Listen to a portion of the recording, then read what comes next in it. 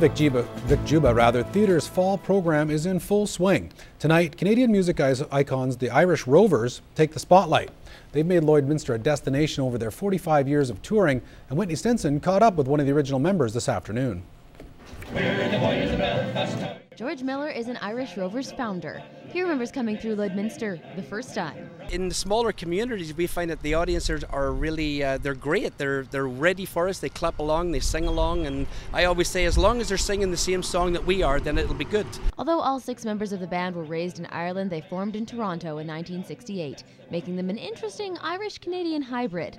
Pierre Trudeau recognized them as ambassadors for Canadian music when he was Prime Minister, and since then, they've all become Canadian citizens and have catered their shows accordingly. They can bring their grannies or their aunts or their wee children. It's good for everybody. We don't curse too much at all. Not every musician on stage tonight is a founding member. Over the years, some have passed away and others retired. I think it's a good thing. It's always good to get new blood going. They're still going to hear the same sort of songs anyway. And of course, Wilsall, the accordion player, he's still there and I'm still there. And John Reynolds has been with us for about 20 years and I still call him the rookie. But they'll basically see what they want to see.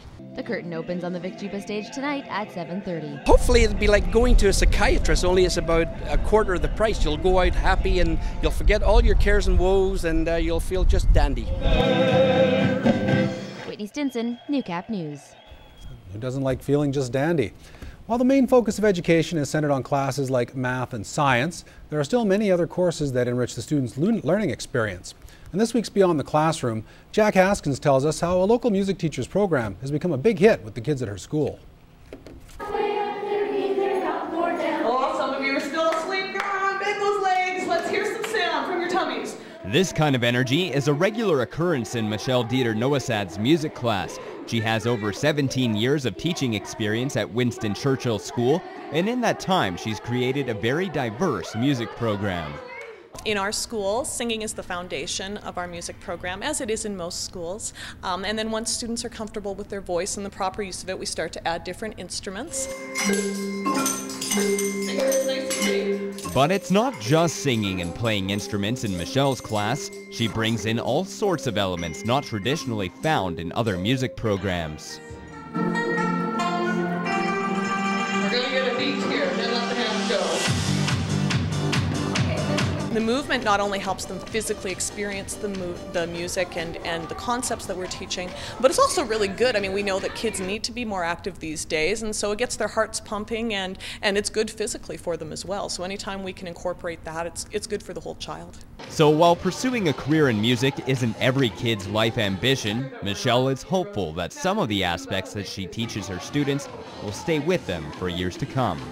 For some of them, you know, maybe music was the thing that really they went, okay, yeah, I was good at that today, and that's my place. Because that's so important that kids have that sense of belonging, and we really try to create that sense of community in music. We're like a team, and yeah, I want every child to feel like they've belonged, they've contributed, and they've had a good day in music.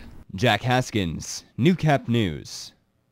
This profile is proudly sponsored by Lakeland College. Whether you want to earn a degree, diploma, or certificate, Lakeland College can help you achieve your educational goals.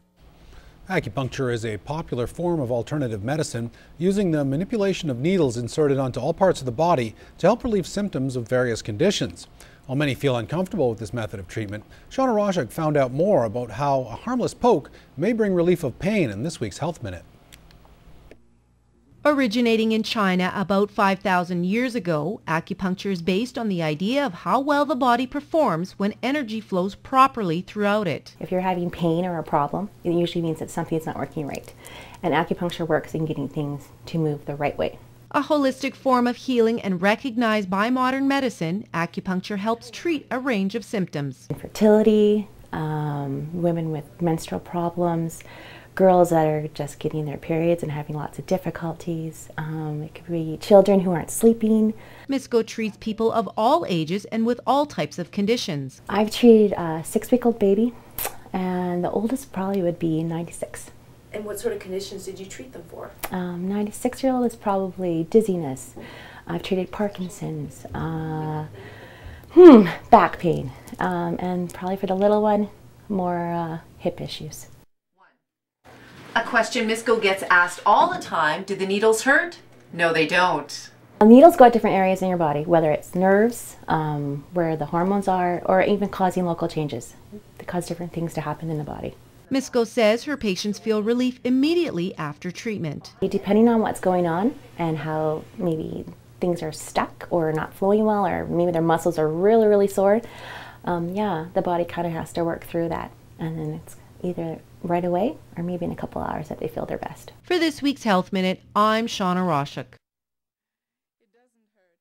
The Health Minute is brought to you by Dr. Scott Poxon.